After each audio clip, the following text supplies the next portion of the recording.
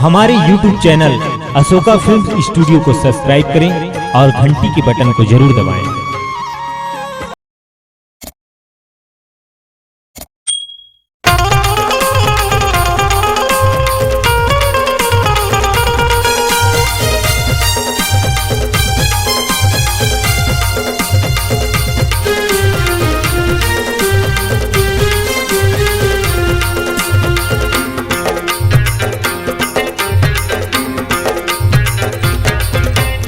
गाल गुलाबी रसदार गाँव गली में कर दे बवाल। तोरे गाल गुलाबी रसदार गाँव गली में कर दे बवाल। तहदीक थच वो गजब के आना कर ले मोर संग प्यार। तहदीक थच वो गजब के आना कर ले मोर संग प्यार। तोरे गाल गुलाबी रसदार गाँव गली में होगे बवाल। तोरे गाल गुलाबी रसदार गाँव गली में होगे बवाल। आना बिग तोरे गजब के आना कर ले मोर संग प्यार। मैं बिग तोरे गजब के आना कर ले मोर संग प्यार।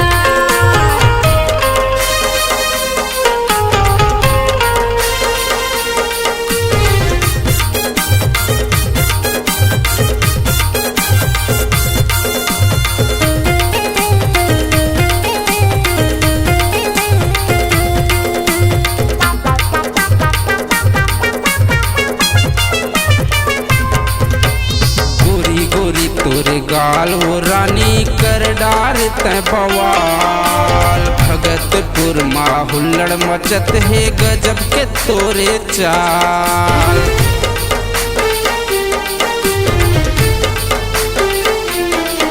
हाँ गोरी गोरी तोरे गाल वो रानी कर डार तै बवाल। भगतपुर माँ हुल्लड़ मचत है गजब के तोरे चाल। जीन्स दबा के चश्मा लगा के जीन्स दबा के चश्मा लगा के कर डारे परेशान।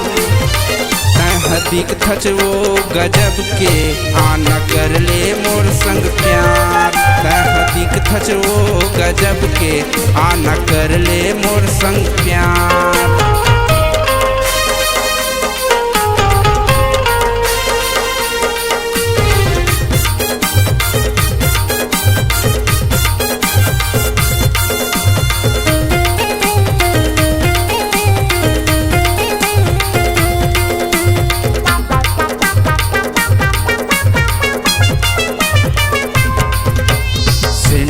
पहिरे ऊंचा के गोरी मनला मोर मोहे।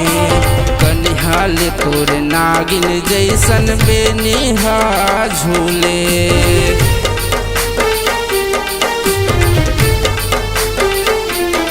हाँ सैंडल पहिरे ऊंचा के गोरी मनला मोर मोहे। नागिन सही तोरे बेनिहा गोरी गजब के कनिहाले झूले। दिल मोरे तह समागे दिल मोरे तह समागे माया के चढ़ गे बुखार। तहदीक थच वो गजब के आना कर ले मोर संग प्यार। तहदीक थच वो गजब के आना कर ले मोर संग प्यार।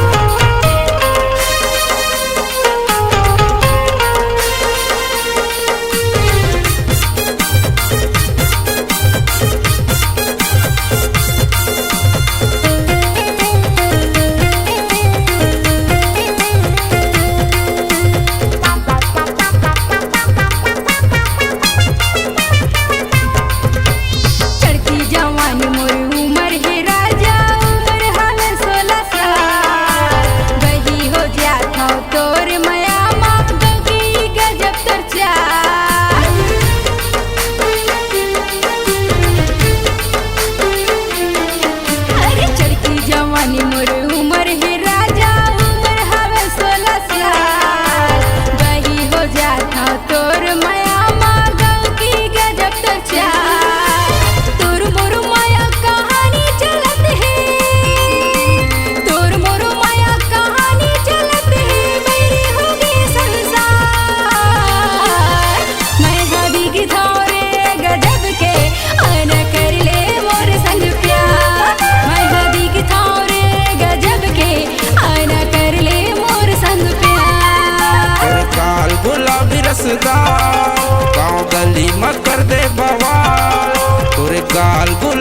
रसदार गांव गली में कर दे बवाल तह दिख वो गजब के आना कर ले मोर संग प्यार तह दिख वो गजब के आना कर ले मोर संग प्यार मैं करहूँ तोर संग प्यार आना कर ले मोर संग प्यार मैं करहूँ तोर संग प्यार आना कर ले मोर संग प्यार मैं करहूँ तोर संग प्यार आना कर ले मोर संग प्यार मैं करहूँ तोर संग प्यार।